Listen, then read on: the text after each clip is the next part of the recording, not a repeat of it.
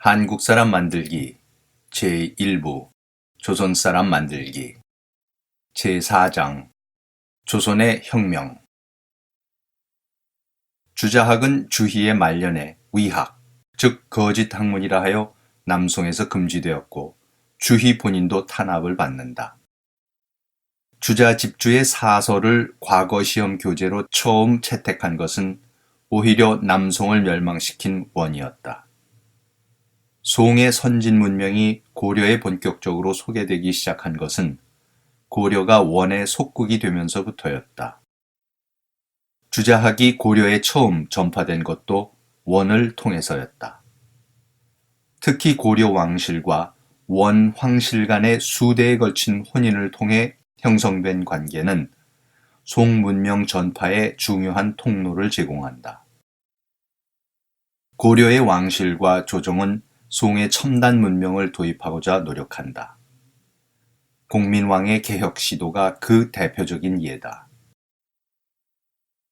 그러나 본격적인 주자성리학 개혁은 조선조의 몫이 된다. 특히 세종은 주자성리학 이념의 보급과 제도의 정착을 위해 본격적인 개혁을 추진한다. 새 시대와 새 이념에 걸맞은 정책을 개발하기 위하여 집현전을 설치하여 인재들을 모으고 장영실 등의 기술자들을 길러내면서 강남농법을 위시한 중국의 첨단 기술 도입과 신기술 개발에 박차를 가한다. 세조의 치세에 이르면 중법제도 중심의 향촌 질서가 조선에도 뿌리내리기 시작하고 성종대에 이르면 조선 최초의 족보가 발간되면서 성씨 중심의 사회체제가 자리 잡기 시작한다. 1. 원과 고려. 주자학 문명 도입의 창구. 1259년 3월 몽골의 제9차 침입을 끝으로 고려는 40년에 걸친 항몽전쟁을 접고 원에 항복한다. 같은 해 7월 고종이 승하하고 원종이 즉위한다. 고종은 46년간의 재위 기간 동안 한편으로는 무단 정치에 억눌리고 다른 한편으로는 항몽전쟁을 치르면서도 8만 대장경의 대역사를 일으키기도 했다. 그러나 원종 때부터 고려의 왕세자는 원나라로 가서 연경에서 몽골식 이름을 받고 외가인 원의 황실에서 자란다. 그리고 원 황실의 공주와 결혼한 후 귀국하여 왕위에 오른다. 원종은 즉위 원년 맏아들 심을 세자로 책봉하고 세자는 1272년 36세가 되던 해에 원나라로 간다. 그리고 1274년 원세조 쿠빌라이의 딸 제국대장공주와 결혼한다. 같은 해 원종이 승하하자 귀국하여 즉위하니 고려 제25대 충렬왕이다. 충렬왕의 아들 장은 3살 때 세자로 책봉됨과 동시에 연경으로 가서 원 황실에서 자란다.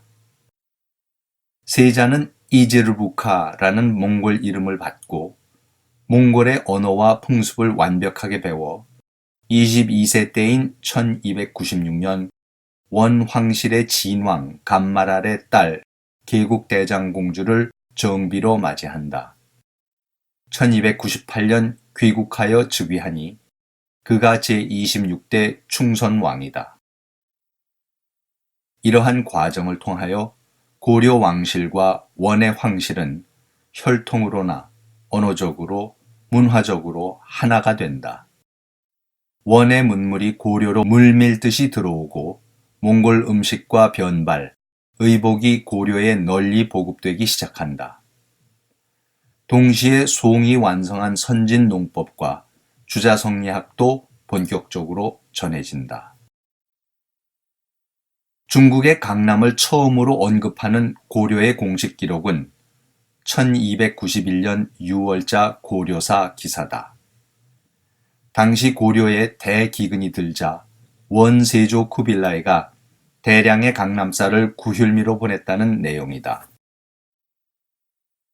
중렬왕 17년 6월에 원에서 해도 만호 황흥과 장유, 천호 은실과 당세웅을 보내어 선박 47척에 강남의 쌀 10만 석을 싣고 와서 굶주린 사람들을 진혈하게 하였다. 세자가 일찍이 원 황제에게 아뢰기를 근래의 나라 사람들이 전쟁과 군량 수송 때문에 농사를 짓지 못하여 기근이 들었습니다. 라고 하였으므로 이러한 하사가 있게 되었다.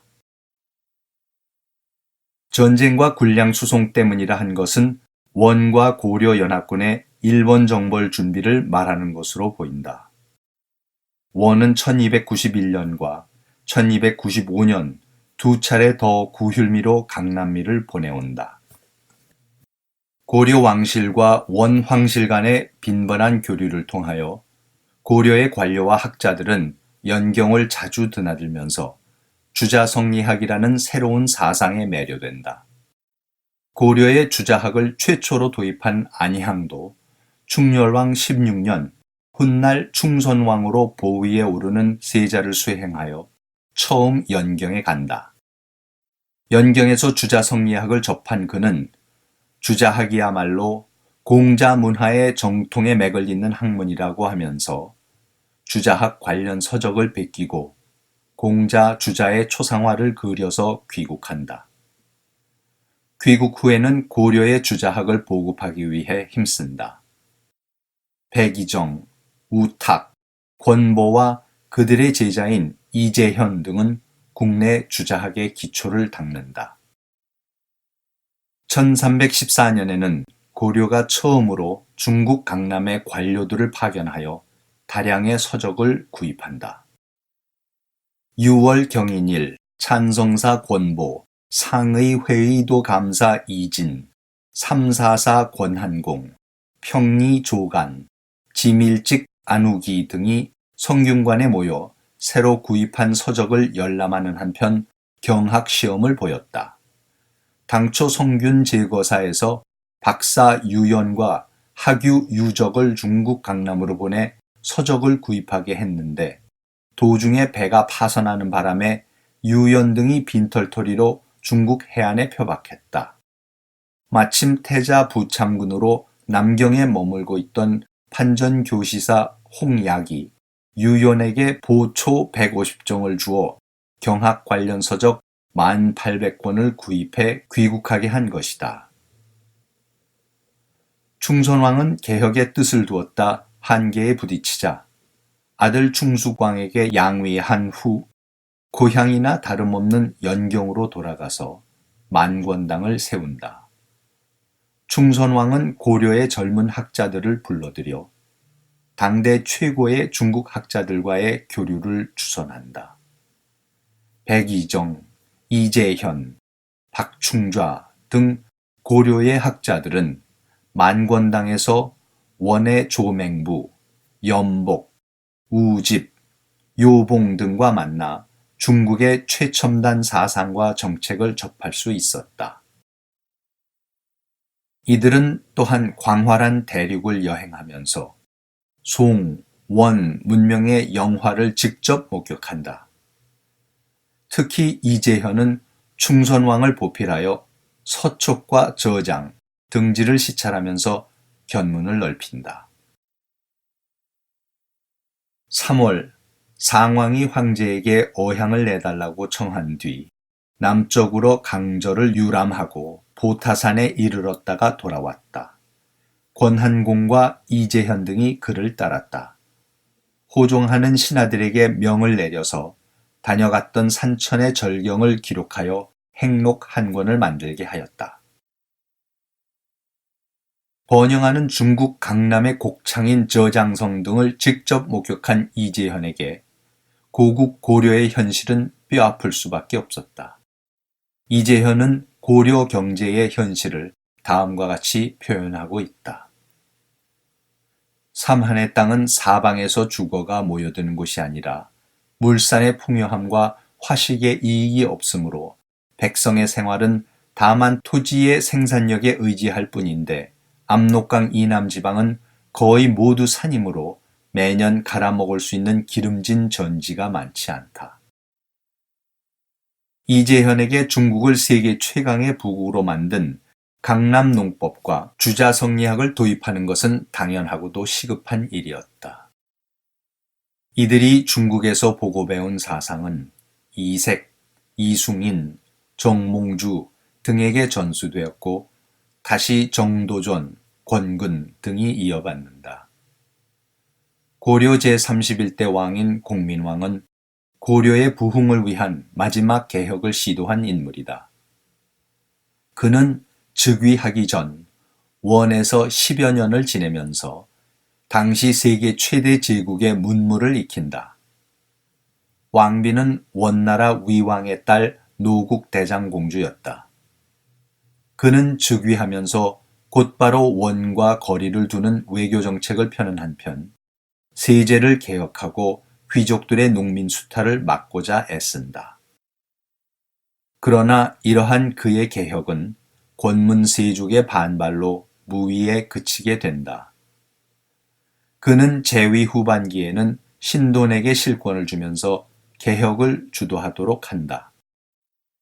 신돈의 개혁 역시 수구 세력의 반대로 실패하자 성균관을 개혁하고 당시 등장하기 시작한 주자성리학을 기치로 내건 신진사대부를 기용하여 개혁을 꾀한다.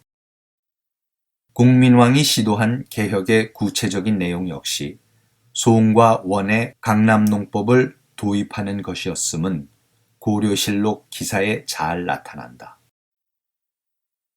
공민왕 11년 밀직제학 백문보가 다음과 같은 차자를 올렸다. 강회의 민들이 농사를 지으면서 홍수와 가뭄 걱정을 하지 않는 것은 수차의 힘을 믿기 때문입니다. 우리나라 사람들은 무논에 농사를 지을 때 용수로에서 물을 끌어들일 뿐 수차로 물을 대는 법을 알지 못합니다. 그러므로 밭 아래에 한 길도 못 되는 곳에 도랑이 있어도 그저 내려다보기만 할 뿐 길어 올릴 엄두도 내지 못합니다. 이 때문에 대부분의 논은 물이 괴거나 잡초가 무성한 황폐한 땅이 되었습니다. 계수관에게 명령을 내려 수차를 제조하고 그 기술을 민간에 보급하도록 한다면 이야말로 가뭄에 대비하고 황무지를 개간하는 가장 좋은 방책이 될 것입니다. 또 민들이 직파와 이양을 겸해 힘을 기울인다면 가뭄에 대비할 수 있게 되고 종자도 망실하지 않게 될 것입니다. 고려는 아직도 이양법을 도입하지 못하고 있었다. 물이 부족해서였다. 원나라의 문명을 보고 만권당에서 수학하면서 원의 최고 학자들과 교류한 백문보는 강남농법의 핵심이 수차임을 알았고 고려도 이를 개발해야 한다고 적극 주장하고 있다. 그러나 공민왕의 개혁은 결국 실패로 돌아간다. 이제 주자성리학이라는 중국의 선진 문명을 본격적으로 도입하여 체제를 개조하는 작업은 조선이 추진하게 된다. 2. 세종의 급진개혁. 세종은 조선 개국 24년 만에 보위에 오른다. 할아버지 태조는 자신이 섬기던 고려를 배신하고 왕위를 찬탈한 후 수많은 고려의 충신들을 죽였고 아버지 태종은 어린 동생들을 죽이고 형으로부터 왕위를 찬탈하였다. 충효 사상과 종법 질서를 근간으로 하는 나라를 세운다면서 할아버지와 아버지는 권력 다툼 끝에 서로 원수가 되었고 아버지는 장자상속의 원칙을 무시한 채 다섯째 아들로서 왕위에 올랐고 세종 자신도 셋째 아들임에도 불구하고 보위에 올랐다. 주자학이 그토록 선진 학문이고 종법이 인륜을 따르는 길이라고 하여 역성혁명까지 하면서 나라를 세운 조선은 성리학의 나라이기는커녕 배신과 패륜과 골육상쟁의 나라였다. 권력의 생리를 그 누구보다 잘 알았던 태종은 나라를 제대로 세울 사람은 셋째 아들 충령밖에 없다고 보고 세종을 왕좌에 앉힌 후 상왕으로 물러앉아 자신의 처가 민씨 일족뿐만 아니라 사돈이자 세종의 처가인 심씨 일족까지 철저하게 숙청한다. 외척이 권력에 접근하여 세도를 부릴 수 있는 여지를 뿌리째 제거하기 위해서였다. 이로써 착하고 똑똑한 세종이 마음껏, 재주껏 나라를 다스릴 수 있는 모든 여건을 만들어 주었다. 왕위에 오른 세종은 갈 길이 바빴다. 그는 아버지가 자신을 왜 왕위에 앉혔는지, 자신이 해야 할 일이 무엇인지 잘 알고 있었다. 세종은 왕위에 오르자마자 주자성리학을 바탕으로 한 송, 원, 명의 선진 질서를 정착시키기 위한 개혁을 무서운 기세로 밀어붙인다. 한편으로는 전통 종교였던 불교를 뿌리 뽑기 위하여 불교식 전례를 전면 금지하고 불교 사찰을 폐쇄하고 승려들을 강제로 환속시키면서 다른 한편으로는 친형을 강요하고 사당을 짓게 하여 주자성리학의 관혼상제를 뿌리내리게 한다. 친형은 어떻게 하는 것인지, 사당은 왜 필요한지, 위패란 무엇에 쓰는 물건이고 어떻게 만드는지, 제사는 왜 지내는 것이고 제사상은 어떻게 차리는지, 백성은 물론 왕실과 사대부조차 아무것도 몰랐기에 나라가 모든 것을 결정하고 제정하여 일일이 백성들을 가르치는 방법밖에 없었다. 세종은 집현전이라는 국가정책 싱크탱크를 만들어 성삼문, 박팽년, 하위지, 신숙주 등 젊은 학자와 관료들을 등용하고 새 나라의 뼈대를 형성할 정책 개발에 몰두한다. 집현전은 막연한 철학과 이론만 연구하는 곳이 아니었다. 새 국가 이념인 주자성리학에 입각하여 조선 사회를 혁명적으로 바꿀 수 있는 구체적인 제도와 정책을 개발하는 곳이었다. 집현전 학자들은 일상의 모든 상황에 맞는 새로운 제도와 정책을 만들기 위하여 중국의 고대 문헌을 상고하는 동시에 조선의 상황에 맞는 제도와 관행, 예법을 고안하는 작업을 수행하였다.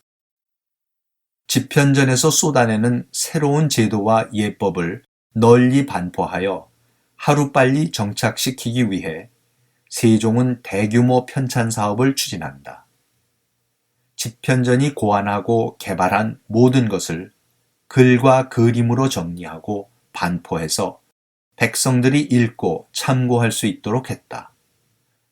책을 대량 출판하기 위해서 당시 최고의 인쇄술을 보유하고 있던 불교 승려들을 고용하고 첨단 인쇄 기술을 개발한다. 세종실록에는 세종이 얼마나 주자소에 자주 들러서 인쇄공들을 격려하였는지 상세히 나온다. 주자소에 술 120병을 내려주었다. 전자에 책을 찍는데 글자를 구리판에 벌려놓고 황납을 끓여 부어 단단히 굳은 뒤에 이를 찍었기 때문에 납이 많이 들고 하루에 찍어낸 것이 2장에 불과하였다. 이때에 이르러 임금이 친히 지휘하여 공조 참판 2천과 전 소윤 남급으로 하여금 구리판을 다시 주저하여 글자의 모양과 꼭 맞게 만들었더니 납을 녹여 붓지 아니하여도 글자가 이동하지 아니하고 더 해정하여 하루에 수십 장에서 100장을 찍어낼 수 있다.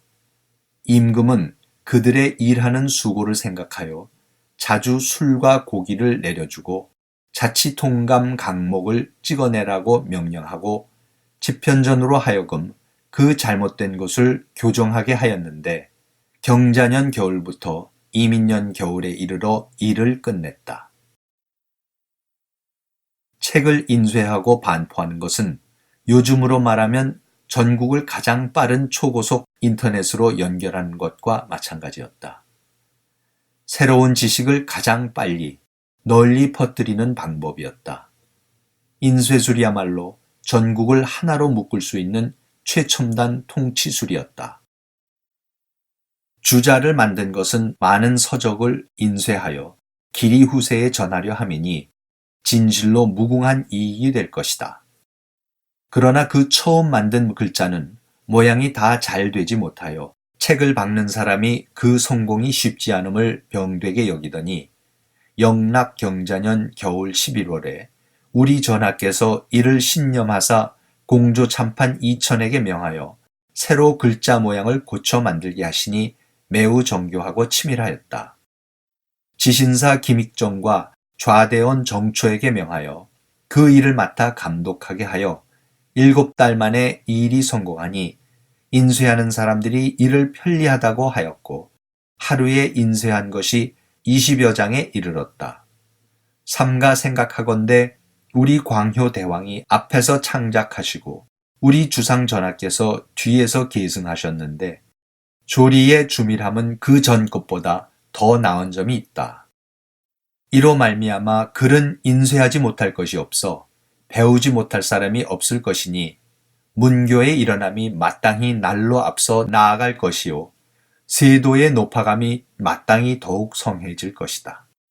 저 한, 당의 임금들이 단지 재리와 병역에만 정신을 쏟아 이를 국가의 급선무로 삼은 것에 비교한다면 하늘과 땅의 차이뿐만이 아닐지니 실로 우리 조선 만세에 한이 없는 복이다. 세종은 새로운 인쇄술을 개발한 신하들과 인쇄공들에게는 늘 포상을 하였다. 통감 속편을 인쇄한 주자소의 중, 서원, 재랑 등에게 전체적으로 면포 74필, 정포 52필을 주어 그들을 포상하였다.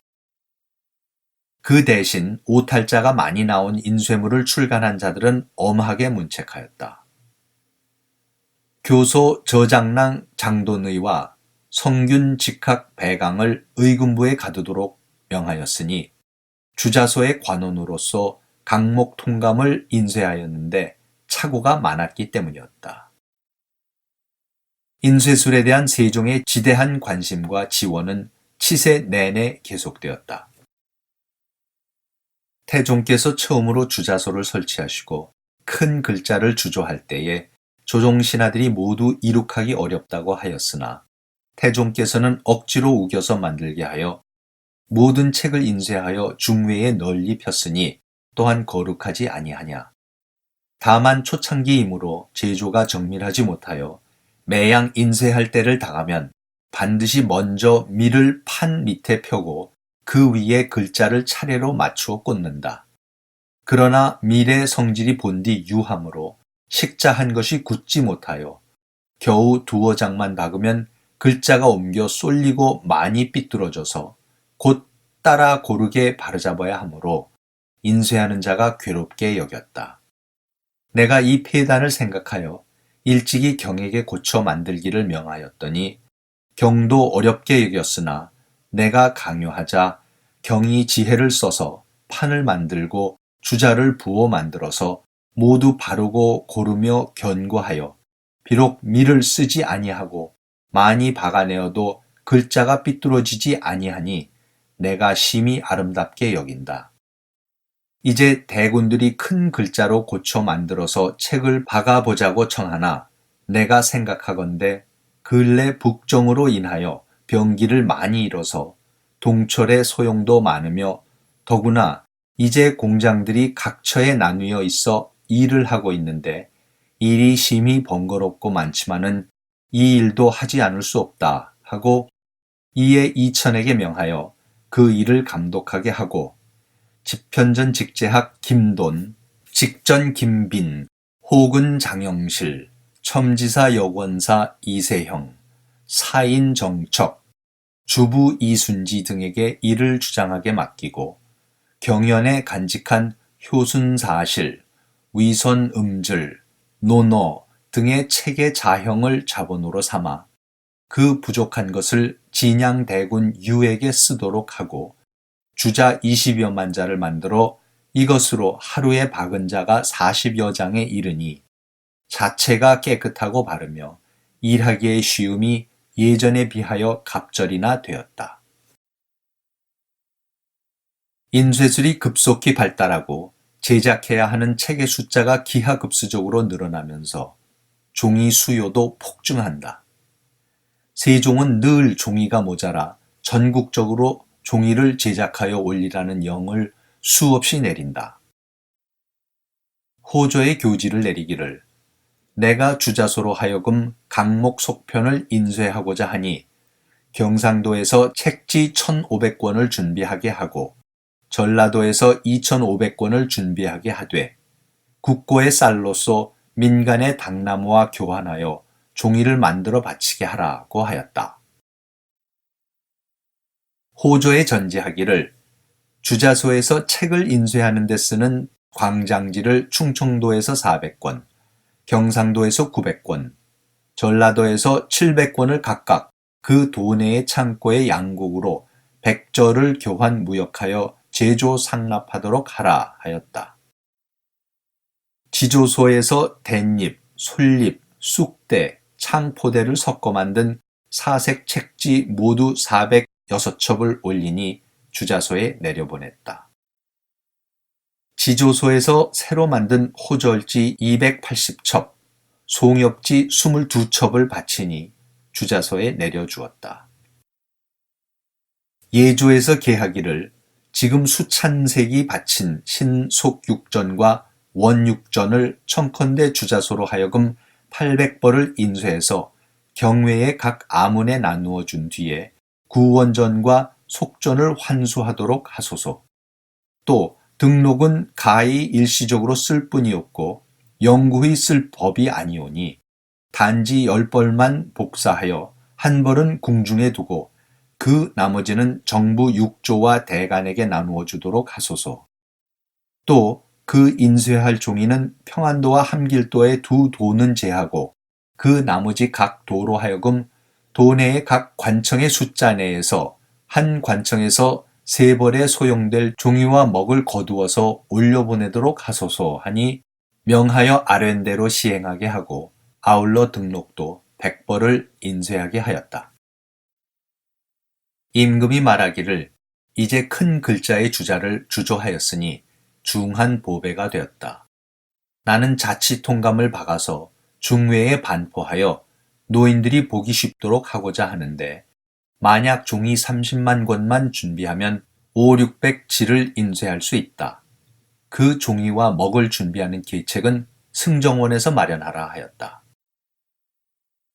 자치통감을 인쇄할 종이를 각 처에 나누어 만들게 하되 5만 권은 조지소에서 만들고 10만 5천 권은 경상도에서 7만 8천 권은 전라도에서 3만 5,500권은 충청도에서 3만 5,500권은 강원도에서 합하여 30만 권을 만들라 명하고 전지하기를 닭은 국고의 쌀로서 바꾸고 경내에 중들을 시켜 종이 뜨는 일을 하게 하되 의복과 음식을 주고 쑥대와 밀, 보릿집, 대껍질, 삼대 등은 준비하기가 쉬운 물건이므로 이를 5분마다에 닭 1분을 섞어서 만들면 종이의 힘이 조금 강할 뿐만 아니라 책을 받기에 적합하고 닭을 쓰는 것도 많지 않을 것이다 하였다. 조선이 당시 세계 최고의 인쇄술을 개발할 수 있었던 것은 세종이 새로운 이념과 제도를 보급하기 위해 거국적인 편찬 사업을 벌여 무수히 많은 책들을 발간하였기 때문이다. 조선의 종이가 중국의 문인들이 탐낼 정도로 질이 좋았던 것은 그만큼 많은 책을 발간하기 위해서 끊임없이 종이를 만들고 보급했기 때문이다. 그러나 세종은 이런 노력으로도 부족하다고 생각했다. 새로운 제도를 더 빨리 정착시키고 새 이념으로 백성들을 교화시키려면 보다 강력한 정책적 도구가 필요했다. 무엇보다도 한문은 일반 백성들이 깨우치기에는 너무 어려웠다. 보다 쉬운 글을 통해서 새로운 사상과 제도를 보급할 필요가 있었다. 훈민정음의 발명에 착수한 이유다. 한글은 세종의 절박한 정책적 필요에 의해서 발명되었다. 세종이 그저 언어학에 관심이 있어 한가하게 새로운 글자를 고안해낸 것이 아니다. 세종은 자신의 싱크탱크인 집현전에 모인 당대 최고의 브레인들에게 새 이념을 보급할 새로운 프로그램을 개발하도록 하였다. 한글은 새로운 국가의 새로운 운영체계에 맞는 새로운 프로그램 언어였다. 3. 조선의 농업혁명. 세종이 무엇보다도 심혈을 기울였던 것은 강남농법의 도입이었다. 한반도의 농법이 휴한법을 극복하여 같은 농토에 계속해서 매년 농사를 짓는 연작법이 가능해진 것은 14, 15세기였다. 그 전까지는 한 번 농사를 지은 땅은 1, 2년씩 쉬게 해야 땅이 지기를 회복하여 다시 경작할 수 있었다. 주자학이 급속도로 도입되던 고려 말 조선 초에 연작법이 가능해진 것은 결코 우연이 아니다. 앞에서도 논하였듯이 중국에서도 휴한법이 완전히 극복된 것은 남송시대였고 주자를 비롯한 성리학자들이 강남농법 개발에 앞장섰다. 조선에서도 주자학의 도입과 강남농법의 도입은 동시에 이루어졌다. 송대 산업혁명을 가능케 한 강남농법을 조선에 도입하고 보급하는 데 앞장선 것도 세종이었다. 강남농법의 핵심은 새로운 시비술, 즉 거름주는 기술과 관계기술, 즉 논밭에 물을 대는 기술이었다. 세종은 농사직설의 간행을 통해서 당시 가장 선진적인 농법을 전국에 보급하려고 애썼다. 새로운 시비술을 소개하고 관계기술을 전파하기에 여념이 없었다. 강남농법은 중국 문명이 물이 풍족한 양쯔강 유역으로 옮겨가면서 개발되었다. 특히 벼농사는 물 집약적인 기술이다. 벼는 인도, 방글라데시, 필리핀, 미얀마, 태국과 같이 물이 풍족한 지방에서 자라는 곡물이다. 서남아시아와 동남아시아는 남서 계절풍으로 인하여 해마다 5월과 10월 사이에 발생하는 기나긴 우기로 인하여 물이 풍족하다. 이 지역에서 벼 농사가 3모작, 때로는 4모작도 가능한 이유다. 벼를 재배하는 논에는 물이 늘 있어야 하는데 서남아시아와 동남아시아, 그리고 양쯔강 유역은 이러한 상태가 자연적으로 유지될 수 있다. 반면 장마가 짧고 건조한 한반도는 논농사를 하기에 물이 턱없이 부족한 지역이다. 따라서 물을 얼마나 많이 댈 수 있느냐가 강남농법의 성패를 좌우할 수밖에 없었다. 세종은 조선이 물이 부족하다는 사실을 알고 이를 극복하기 위해서 끊임없이 고민하고 연구한다.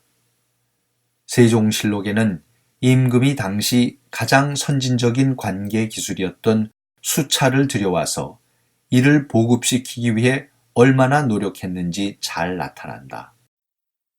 측의기와 해시계를 개발시키는 것도 강수량과 일조량을 파악하여 논농사에 적합한 환경을 만드는 데 참고 자료로 활용하기 위해서였다. 세종이 수차를 개발하기 위해 노력한 것도 강남농법의 성패가 물을 얼마나 댈 수 있느냐에 달렸기 때문이었다. 세종실록에는 수차에 대한 기록이 수없이 나온다. 세종은 때로 백성들이 쉽게 사용할 수 있는 수차를 개발하지 못하는 관리들을 질타하였다. 호조에 전지하기를 본국 인민들이 다만 재언의 목리만을 알고 수차로 관계하는 유익한 방법을 몰라서 한재만 당하면 농사를 실패하곤 하니 실로 딱하고 민망한 일이다. 각 도의 감사로 하여금 수차를 설치할 만한 장소를 조사하여 지금 반포한 수차의 모양에 따라 제조하게 하고 감사가 수시로 이를 고찰하여 매양 전최를 당할 때마다 그의 근면과 태만도 아울러 기록하여 출척의 증빙으로 삼도록 하라 하였다. 중국과 일본에서 이미 수차를 사용하고 있음을 조사를 통해 확인하고 나서는 왜 조선이 두 나라의 기술을 못 따라가고 있는지 한탄하기도 한다. 임금이 사정전에 나아가 지신사 안숭선을 인견하고 이르기를 지금 국가의 일에 밤낮으로 마음을 다하는 자가 적으니 진실로 탄식할 일이로다. 수차의 설치는 원래 한제를 대비하기 위한 것인데 받들어 행하는 관리가 모두 마음을 쓰지 아니하고 자갈땅에 설치하여 쓰지 못하게 되니 심히 부당하다. 위로는 중국으로부터 아래로는 외국에까지 모두 수차의 이익을 받는데 어찌 우리나라에서만 행하지 못한단 말인가. 내가 여기에 마음을 두고 잊지 못하는 것은 급하게 백성들에게 이익을 보게 하려고 함이 아니다. 나는 반드시 성공시키고야 말 것이니 꼭 이 일을 맡을 만한 사람을 골라서 각 도에 나누어 보내도록 하라 하고 드디어 경차관으로 전호군 이온을 경기 강원 함길도에 보내고 전서령 오치선을 충청 전라도에 경력 박결을 경상도에 호군 조곤을 평안 황해도에 보냈다. 기술자들을 전국에 파견하여 당나라식 수차, 일본식 수차의 제작과 보급을 명하기도 한다. 호조에서 아뢰기를 수차 감조관의 수본 가운데에 만약 전답이 다 마르지 않은 때에 왜 수차를 쓴다면 이인이 하루 동안의 역사로서 여러 무의 전답을 관계할 수가 있다고 하였으니 마땅히 각 도에 공문을 보내어 미리 수차 만들 제목을 준비하게 하여 장인들에게 만들도록 하고 아울러 두개 나아가서 세찬 수세를 익히게 하여 농민으로 하여금 즐겨 쓰도록 하고 당 수차도 아울러 만들도록 하고 외방의 장인들이 능히 전해 익혀서 관계하는데 이롭게 하는 사람이 있으면 감사에게 그 실제의 효과를 상고하여 계문해서 그 공을 상주게 하소서 하니 그대로 따랐다. 그러나 안타깝게도 세종은 수차 개발과 이를 바탕으로 한 이양법을 바탕으로 하는 강남농법의 개발과 보급에는 실패한다. 농사직설은 이양법 대신 직파법을 권고하고 있다. 그러나 세종은 분명 후대의 논농사가 조선의 주된 산업이 되는 기초를 마련했다. 4. 조선 향촌 질서의 구축. 고려의 향촌 사회는 신라 시대부터 이어온 불교 및 토속 신앙 공동체와 고려 광종 때 도입한 당나라의 군현제가 혼합된 모습이었다. 다시 말해서 고려 시대의 농촌의 삶이란 사찰을 중심으로 한 공동체였으며 이 공동체는 종교 조직의 성격을 띠는 동시에 함께 노동하고 농사짓는 경제 공동체이기도 했고 때로는 군사 조직의 역할도 했다. 가장 보편적인 형태는 향도였다. 나라의 풍속에 계를 결성하여 향을 불태우는 자들을 일러 향도라고 하였다. 서로 돌아가며 연회를 베풀고 남녀노소가 차례대로 앉아 함께 술을 마셨는데 이를 가리켜 향도연이라고 하였다. 각 향도 조직의 규모는 약 1만 명 정도였던 것으로 추정되며 이는 고려의 군 또는 현의 규모와 일치했다. 고려시대의 향촌 조직이 이렇게 컸던 것은 휴한법도 극복하지 못한 상황에서 농사를 짓기 위해서는 대규모의 노동력이 필요했기 때문이다. 그러나 여말선초의 혼란기를 거치면서 조선의 향촌 질서는 무너진다. 고려 말기는 원의 말기, 일본의 남북조 시대와 겹치면서 왜구, 홍건족, 여진족 등의 침입이 끊이질 않았다. 정치적 혼란과 외침만이 아니었다. 강남농법의 도입 역시 신라, 고려 때부터 전형적인 향촌 사회 조직을 흔들기 시작했다. 시비술과 관계 기술의 비약적인 발달로 농업 생산성이 급증하면서 더 이상 노동 집약적인 농업을 전제로 한 거대한 사회 조직인 향도가 필요 없게 되었기 때문이다. 그리고 그 자리를 차지하기 시작한 것은 향도보다 훨씬 작은 규모의 사회 조직인 촌락이었다. 고려 말부터 군현 대신 동과 리가 본격적으로 등장하게 되는 배경이다. 정치적 혼란과 경제적 혁명을 겪은 여말선초의 향초는 새로운 규범과 문화를 필요로 하게 된다. 세종 등 조선 초의 개혁 세력은 종법 제도를 도입하여 어지러워진 향촌 질서를 바로잡고자 한다. 주자의 가례는 새로 형성되기 시작한 동, 리 규모의 촌락이 같은 성씨를 가진 부계혈통 중심의 가족 집단으로 자리 잡을 수 있는 조직 원리를 제공해 주었고, 주자 성리학은 새로운 사회 질서의 이념적 토대를 제공하였다. 군현을 기반으로 한 향도 질서가 무너지면서 새로 생기기 시작한 동, 리, 즉 동네 규모의 자연촌을 성씨 중심의 향촌 조직으로 변환시킨다. 우리에게 익숙한 조선의 촌락사회, 집성촌은 이렇게 만들어진다. 이 과정에서 조선의 주자성리학자들의 역할은 절대적이었다. 주희를 위시한 남송의 사대부들이 향촌 사회 질서를 세우기 위하여 예법을 주도적으로 규정하고 반포하는 한편 종법 제도의 재도입을 장려하였듯이 조선의 성리학자들도 주자 가례를 따르는 향촌 질서 수립에 적극적으로 뛰어든다. 이러한 사실은 당시 조정에서 있었던 향촌 관련 정책 논쟁에서 여실히 드러난다. 조선의 성리학자들은 우선 향도를 비판하기 시작한다. 첫 비판은 향도의 행사가 낭비를 주장한다는 것이었다.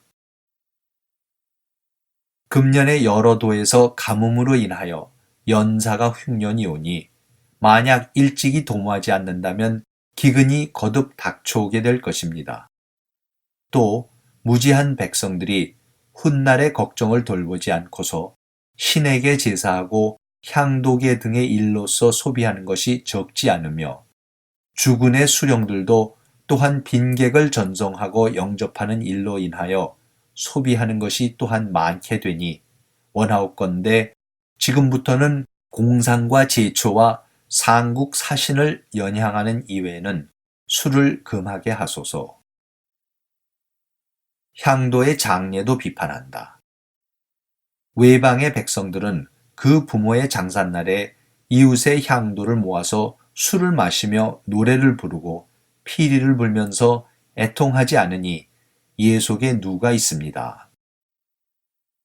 사람이 역질에 걸려 죽으면 혹은 산간에 갖다 놓고 풀로 덮어 장사하고 혹은 싸서 나뭇가지에 매달아 두었다가 지금 어느 마을 어느 사람 할 것 없이 모두 향도들과 결탁하여 매장하게 하는데 자손이 있고 부유한 집의 장사에는 다투어 모여들어 묻어주고 있으나 자손도 없고 가난한 집 장사에는 내버려 두고 돌아보지 않아서 혹은 산화에 사체가 타기도 하고 혹은 호리가 뜯어먹기도 하여 화기를 손상하게 하오니 원컨대 이제부터는 곤궁한 사람의 장사도 전부 향도에게 붙여 이를 감독하여 매장하도록 할 것이며 그러나 백성들이 구습에 오래 젖어서 귀신을 숭상하는 풍조가 오히려 없어지지 않고 무당과 박수에 요망하고 허탄한 말을 혹신하여 생사와 화복이 모두 귀신의 소치라고 하고 음사를 숭상해서 집에서나 들에서 하지 않는 곳이 없사오며 노래하고 춤추어 하지 못한 일이 없어 심지어 예에 지나치고 분수를 어기는 데 이릅니다. 산천과 성황에 사람마다 모두 제사 지내며 떼지어 술 마시고 돈을 허비하여 집을 결단내고 가산을 탕진하여 한 번 수제나 한제를 만나면 문득 굶주린 빚이 있사오니 이 유행의 폐단이 가히 염려됩니다. 이것은 비단 세민들만 그러할 뿐이 아니었고 경대부의 집까지도 대개 보통으로 여겨서 괴이하게 여기지 않사와 혹은 은혜를 빈다고도 하고 혹은 반행한다고도 하여 귀신에게 아첨하는 등 하지 아니하는 바가 없습니다. 심지어 제 조상의 귀신으로 하여금 무당집에 가서 먹게 하니 귀신이 만일 안다면 어찌 즐겨 받아 먹겠습니까? 심한 자는 제 계집과 딸을 데리고 가서 몸소 기도를 드리면서도 조금도 부끄러움을 알지 못하오니 한갓 귀신의 이치에 어두울 뿐만 아니라 또한 집을 바르게 다스리는 도리를 잃는 것입니다.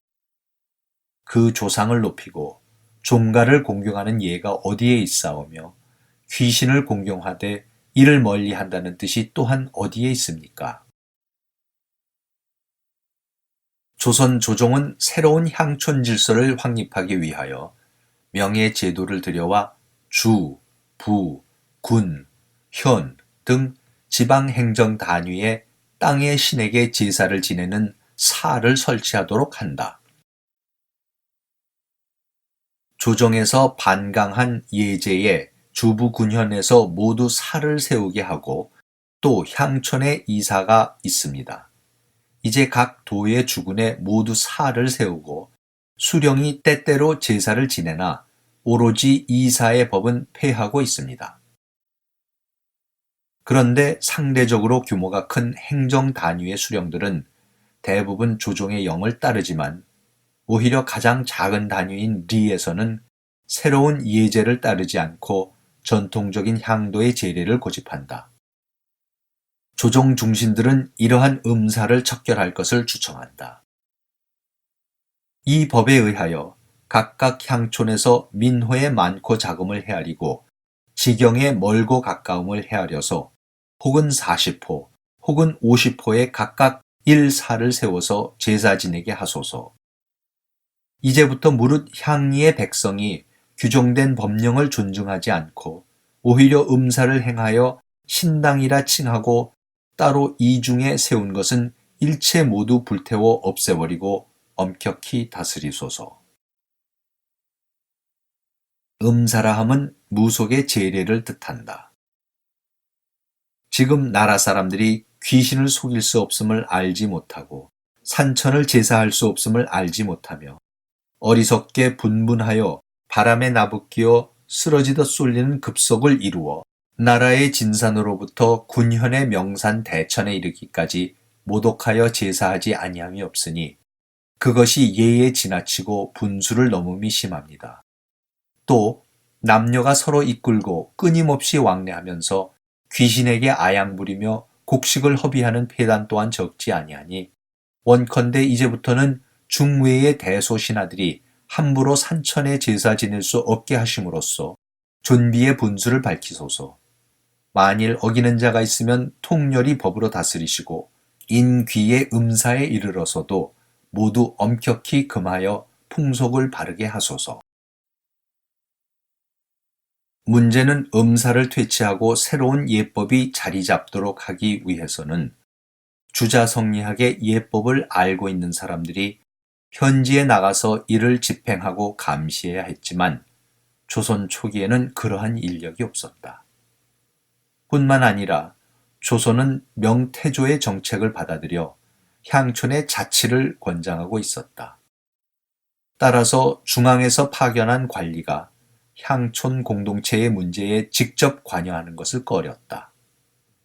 그 결과 유향품관, 토성품관으로 불린 향리들은 중앙에서 파견 나온 관리들을 배척하거나 아니면 그들과 결탁하여 전횡을 부려 향촌 사회 질서를 어지럽히는 경우가 많았다.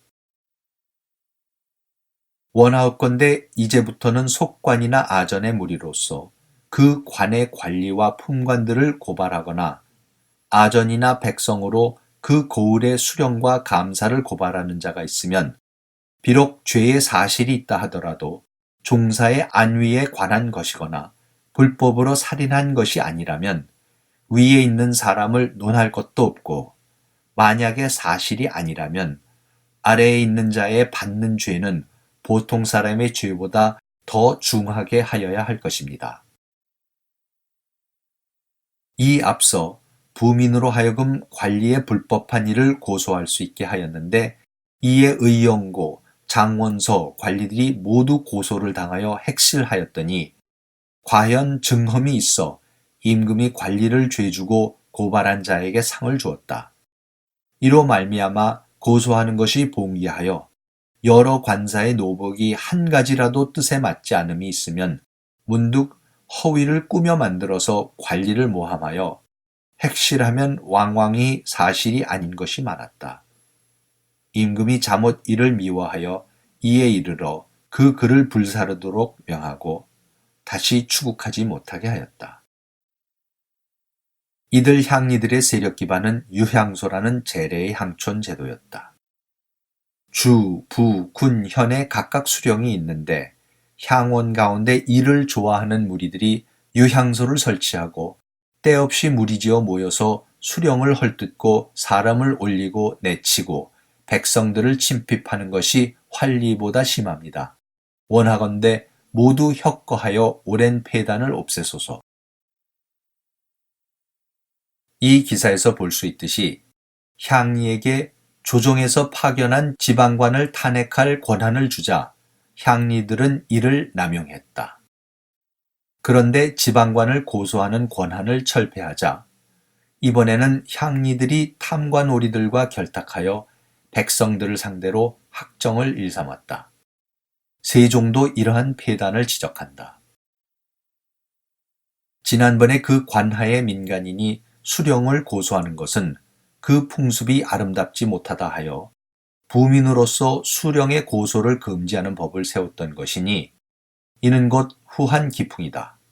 그러나 탐폭한 관리들이 그 금령을 믿고 기탄 없이 자행하기 때문에 내가 다시 찰방으로 하여금 민간에 가서 징험 탐문하게 하였던 바 이제 법을 범한 수령으로 탄핵을 입은 자가 많으니 그 범한 바는 비록 작더라도 그 자리에 그대로 앉혀서 백성을 다스리게 하는 것은 아마도 불가하지 않겠는가. 내 생각에는 미세한 일은 비록 불문에 붙일 것이나 모름지기 일단 모두 체임시키고 따로 서용하는 것이 어떠한가. 그러나 이러한 폐단을 바로잡는 것은 쉬운 일이 아니었다. 좌사간 김효정이 계하기를 신등이 일찍이 상소하여 높고 낮은 자의 명분을 엄중하게 하여 서로 참남되게 능모하는 일이 없게 하기를 청하였으나 즉시 윤허를 얻지 못하였더니 요사이 영리가 조관을 능욕하고 상민이 수령을 구타치상하였습니다. 이것뿐만이 아닙니다. 대상의 아내가 시골 백성에게 욕을 보고 옛 관장의 아들이 향리에게 굴욕을 당하였습니다. 이것은 작은 사고가 아니고 풍속에 관계되는 일입니다. 지금부터 윗사람을 업신여기는 죄를 범한 자가 있으면 죄의 등급을 가중하여 시행함으로써 명분을 엄정하게 하고 풍속을 순후하게 하소서. 그러자 세종은 철폐했던 유향소를 복원시키되 토호들이 정부에서 파견한 수령들을 상대로 하극상을 자행하는 것을 규제할 임무를 부과한다. 그러나 이 역시 여의치 않자 세조대에 들어서서 유향소는 전국적으로 다시 한번 폐지된다. 조선 초기의 명예제도와 주자가 직접 고안한 제도들을 도입하여 향촌 질서를 바로잡고자 하는 시도들은 결국 실패로 돌아간다. 나라가 아무리 주자 성리학을 강조하고 새로운 통치 이념을 대표하는 제도들을 정착시키려 하여도 그 원리를 공부하고 터득하여 실천에 옮길 수 있는 인재들이 없는 한 정책은 표류할 수밖에 없었다. 주자성리학에 입각한 향촌 질서가 정착될 수 있는 사상적, 문화적 토대가 마련되는 것은 성종대에 이르러서다. 성종은 조선의 왕들 중 최초로 유교 교육만 받고 즉위한 왕이었다. 성종대에는 조선의 최고 법전인 경국대전이 완성된다. 그리고 주자성리학을 공부하여 습득하고 이를 자신의 고향에 뿌리내리고자 하는 사림이 등장하기 시작한다.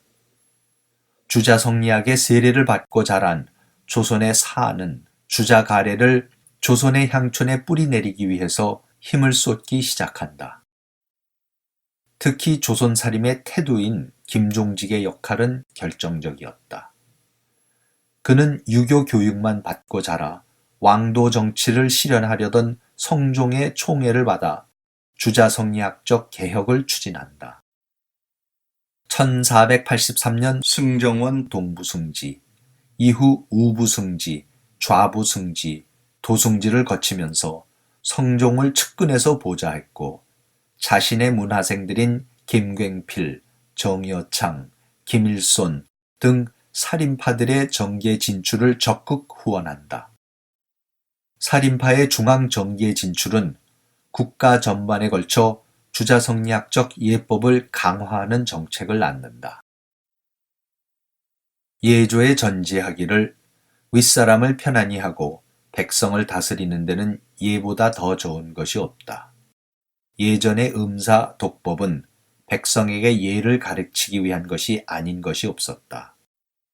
이제 향음주례, 향사례의 의식이 예문에 갖추어 실려 있으니 차례로 거행하는 것은 진실로 수령에게 있을 뿐이다. 또 생각하건대 경성은 왕화의 본원이 되는 지역이나 백성을 가르치는 법이 제도로 마련되어 있지 못하여 내 마음이 허전하다. 그 향음주례, 향사례의 의식에 의방하여 제도를 정하여 거행토록 하라 하였다. 예조에서 아뢰기를 올해 의주에는 해마다 맹동의 개성부와 주구 분현에서 길이를 가려 향음 주례를 행하고 해마다 3월 3일과 9월 9일에 개성부와 주부 군현에서 향사례를 행한다 하였으니 법이 상세하지 않은 것은 아닌데 수령들이 구습에 따라 행하지 않는 것은 미편합니다. 이제부터는 유수, 관찰사로 하여금 더욱 밝혀서 거행하게 하소서 하니 그대로 따랐다. 김종직을 필두로 한 사림은 주자성리학적 질서를 뿌리내리기 위한 보다 효율적인 방안을 제시한다. 이들은 성리학의 예법을 가르치고 시행하기 위한 향음주례와 향사례를 토착제도인 유향소가 주도하도록 할 것을 제안하면서 유향소의 복원을 주장한다. 성종은 세조가 폐지한 유향소를 복원한 것을 꺼려 이들의 건의를 수차례 물리친다. 그러나 성종은 결국 1488년 유향소 복원을 균화한다. 사헌부에서 유향소를 다시 세울 절목을 아뢰니 명하여 영동령 이상에게 아뢰게 하였는데 홍응이 아뢰기를 만약 부득이 유향소를 세운다면 사헌부에서 아랜 절목에 의거하되 원수는 2~3명을 넘지 않게 할 것이며 그 나머지 절목에 자질구레한 것은 거행하기 어려울 듯합니다. 또 신은 생각하건대 인주는 몸소 위에서 시행하고 대신은 아래에서 받들어 시행하게 되면 주, 부, 군, 현에서도 받들어 시행하지 않음이 없어서 호령이 시행되고 정교가 밝아지며 따라서 인심이 맑아지고 풍속이 순박해질 것이니 이것은 조정의 책임인데 어찌 유향소를 기다려 그 사이에 손을 쓸 필요가 있겠습니까? 유향원으로서 마땅한 사람을 얻지 못하면 향리와 결당해서 수령을 기망하고 백성을 침화하여 이로움은 없고 손해만 있을 것이니 설치하지 않는 것만 못합니다 하자 전교하기를 사헌부에서 아랜대로 시행하라 하였다. 유향소 복원운동을 통해 주자성리학의 예를 향촌에 뿌리내리고자 한 살인파의 노력은 중종대에 이르러 조광조가 주도한 여시향약 운동으로 이어진다. 주자성리학의 제도적 토대인 주자가례와 향약 등의 제도가 뿌리내리면서 조선은 주자성리학의 나라가 되어간다. 5. 족보와 집성촌의 탄생. 종법 제도를 바탕으로 한 향촌 질서가 자리 잡으면서 조선 사람들은 사당을 중심으로 같은 성씨들끼리 모여서 집성촌을 이루어 살기 시작한다. 본이라는 개념이 생기기 시작하고 부계혈통, 즉 성씨를 중심으로 가족 관계를 추적하는 족보가 만들어지기 시작한다. 현존하는 족보 중 가장 오래된 안동권씨 성화보가 만들어진 것은 1476년이었다. 1471년 사촌간의 결혼을 금하는 법령이 공포되고 이어서 동성동본 간의 금혼령이 내려진다. 한 동네의 할아버지, 할머니, 큰 집, 작은 집 모두 모여서 살면서 100호 정도의 촌락을 이루는 전형적인 조선의 마을들이 생겨나기 시작한다.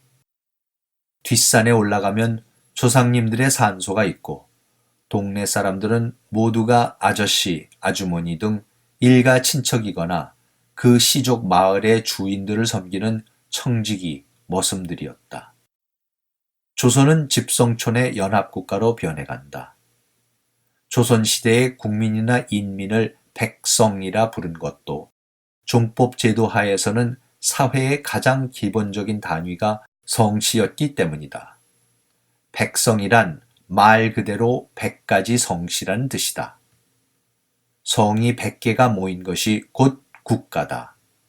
다만 성이 100가지가 넘기 시작하면서 그 앞에 만자를 하나 더 붙여 만백성이라고 불렀다. 이렇게 형성된 집성촌 연합국가 체제는 종묘와 사직을 양대축으로 하였다. 종법 제도를 조선에 적용하면 조선의 왕실은 대종이 된다. 따라서 종실은 종묘의 역대 적장자들의 위패를 모시고 대종회 주제로 종묘 제례를 지낸다. 한편 사대부는 소종의 조가 된다.